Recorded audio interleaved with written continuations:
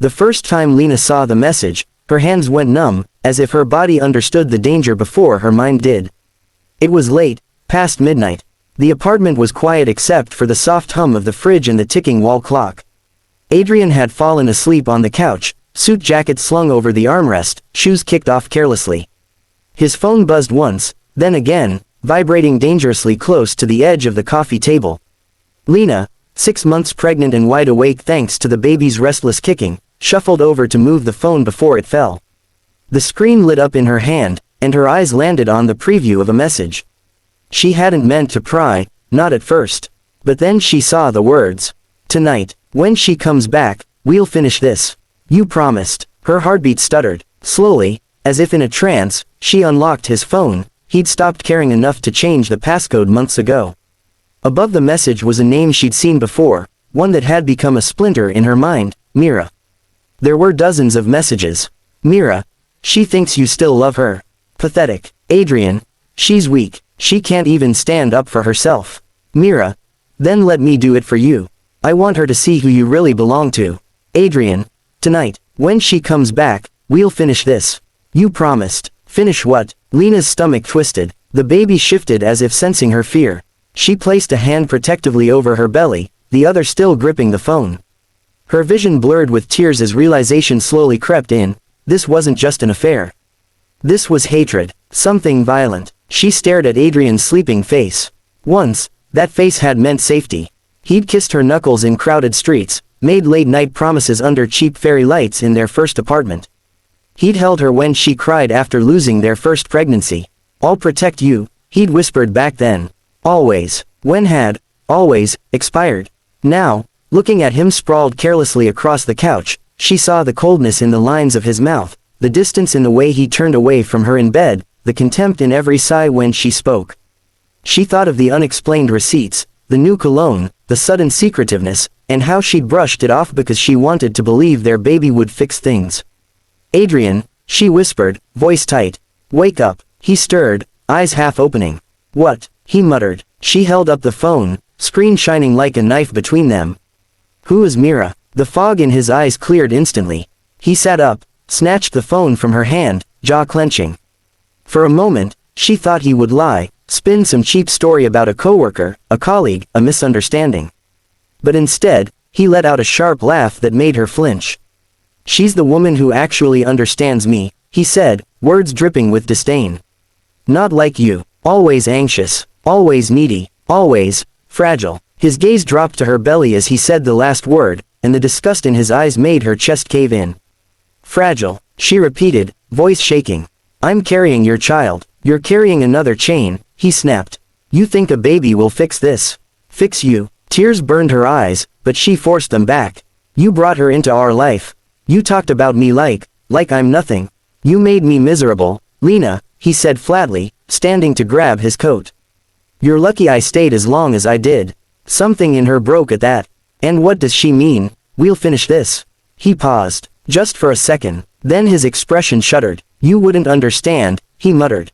"You never do." He moved toward the door. Panic surged through her. "Adrian, I'm scared," she blurted, surprising even herself with the honesty of it. "That message, what are you planning?" "What is she planning?" He turned back, and the look he gave her made the room feel colder. "You brought this on yourself," he said. "Remember that." The door slammed behind him. Lena stood in the silence, her breath loud in her ears, her heart thudding painfully against her ribs. The clock kept ticking like it didn't care her world had just fractured. That single word, finish, echoed in her mind, heavy and wrong. This wasn't just about cheating. It felt like a threat. She grabbed her phone with trembling fingers and called the one person who always believed her, her younger brother, Ilya. He answered on the second ring. "Lena, it's late. What's wrong?" "I think," she swallowed, voice cracking. "I think Adrian might hurt me. Or let someone hurt me." There was a beat of silence, then his voice came back, sharper now. "Share your location with me. Right now. And don't do anything alone, understand?" "I'm okay," she lied automatically. Just stay near your phone."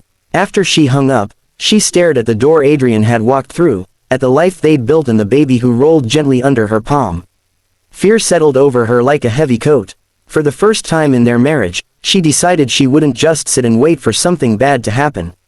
If he wouldn't protect her, she would have to protect herself, and the child who hadn't even taken their first breath yet. The first blow didn't even feel real. It was like her brain refused to accept that it was happening. 1 second Lena was standing in the doorway, hard hammering, and the next her head snapped to the side, white light bursting across her vision as Myra's palm crashed against her cheek. Her back hit the wall.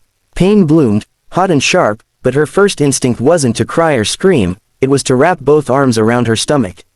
"Adrian," she gasped, her voice thin. "I'm pregnant." "Oh, we know," Myra said with a cold smile, stepping closer in her tight dress and perfect makeup. "That's why this is so fun." Lena's gaze darted to her husband. He was standing to the side, near the table, watching like someone might watch a tense scene in a movie. Arms crossed, jaw tight, but still, not moving. "Tell her to stop," Lena begged, the words scraping her throat. "Please, you wanted a confrontation," Myra sneered, glancing at him. "Didn't you say she needed a reality check?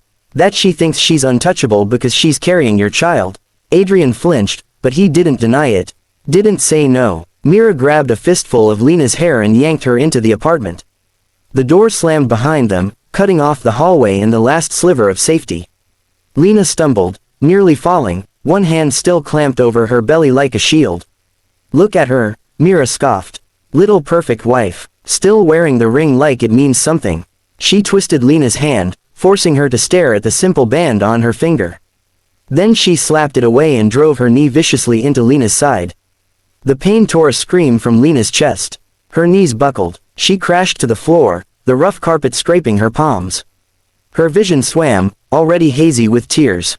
"Stop it," she cried. "Please, please, I'll leave him, all." "You don't get to make terms," Myra snarled, kicking her in the ribs. "You think you're better than me because you got the ring and the house and the baby." Another kick. "You're just something he outgrew." Lena's world shrank to pain and instinct. "Protect the baby. Protect the baby." She curled on her side, tried to shield her bump with her body. Every hit felt like it would break her in half. Through the ringing in her ears, she heard Adrian's voice. "That's enough, Myra." Hope flared for a second. She tried to look up at him, but one eye was already swelling. "Is it?" Myra shot back. "You said you were done with her. You said you wanted her gone. This is how you get free, Adrian. Or do you want to crawl back to her again?" Lena could barely see, but she saw it, the fear in his eyes. Not for her, for himself, for his image, his comfort, his reputation. He looked at Lena on the floor, bloody and shaking, and then, he looked away. Something in her soul ripped. Somewhere beneath her, in the pocket of her coat, her phone buzzed.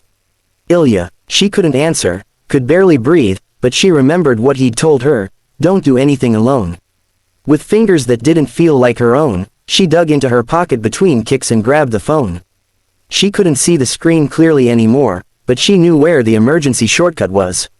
One tap, then another. A soft vibration confirmed the message had gone out, her location, a silent scream sent into the world. "Adrian," she whispered, tasting blood. "If you let her do this, you will lose everything. Not just me, not just this baby, everything." For a heartbeat, the room paused.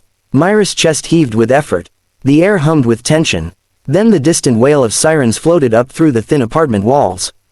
Growing closer, Myra swore under her breath. "You idiot," she snapped at Lena, delivering one last shove. Lena's head hit the edge of the table. A sharp crack. The world tilted. The light fractured. Half her vision went dark. The other half smeared into broken colors. The last thing she felt was warmth spreading under her cheek and the faint, fluttering movement inside her belly. Her baby still fighting, still alive, just as the darkness finally swallowed her whole. The courtroom felt colder than any hospital room Lena had woken up in. Too bright, too big, too full of eyes. She sat in the front row, one hand resting on her son's empty stroller beside her, the other gripping her cane. Ilya sat on her other side, shoulders tense, like he was holding the whole room together by force. She didn't come to every hearing. The pain in her head, the sensitivity to light, the way loud voices made her dizzy, some days, it was too much. But today was the verdict.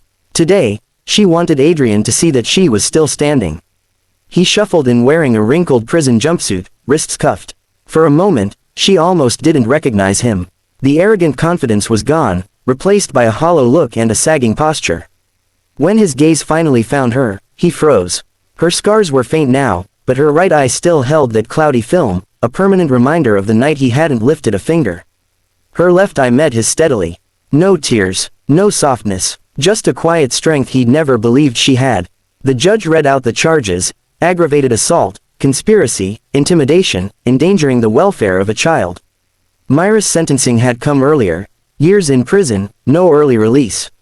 Adrian had tried to hide behind her, painting himself as a man trapped by a manipulative mistress. But the text messages told a different story. His words, his approval, his promises. He hadn't thrown a punch, but he had opened the door.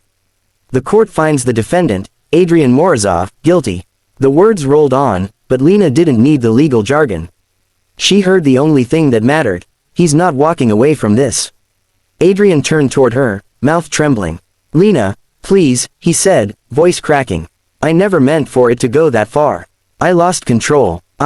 She stood slowly, cane steady beneath her hand. The room quieted. "You didn't lose control," she said, her voice calm but carrying.